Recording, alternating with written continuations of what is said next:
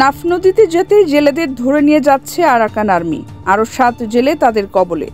বিস্তারিত দেখুন অগ্রযাত্রার ডেস্ক রিপোর্টে।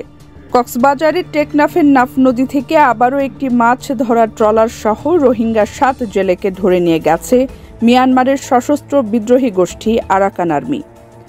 বঙ্গোপসাগর থেকে মাছ শিকার শেষে টেকনাফে ফেরার পথে সোমবার বেলা 11:30টার দিকে শাহপরী দ্বীপের নাইকখাংদিয়া নামক নাফ নদীর মোহনা থেকে এদের ধরে নিয়ে যাওয়া হয় বলে জানিয়েছেন টেকনাফ পৌরসভার কাউখালিয়া ঘাটে ট্রলার মালিক সমিতির সাধারণ সম্পাদক আবুল কালাম।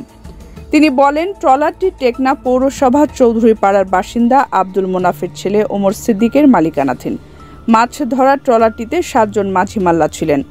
ওই ট্রলারের মাঝি এবাদুল্লাহ বরাত দিয়ে আবুল কালাম বলেন, সাগরে মাছ শিকার শেষে টেকনাফে ফেরার পথে শাহপরী দ্বীপের পূর্ব দক্ষিণে নাফ নদী ও বঙ্গোপসাগরের মোহনা সংলগ্ন নাইকখাংদিয়া নামক এলাকায় পৌঁছালে আরাকান আর্মির সদস্যরা স্পিডবোটে তাদেরকে ধাওয়া করে অস্ত্রের মুখে জিম্মি করে। ধাওয়া করার সময় মোবাইল ফোনে বিষয়টি জানিয়েছেন ট্রলারের মাঝি। এরপর ট্রলার সহ তাদেরকে মিয়ানমারের ফাতুংজা খালে নিয়ে গেছেন। এ নিয়ে গত 20 দিনে 40 জেলেকে ধরে নিয়ে যাওয়া হয়েছে।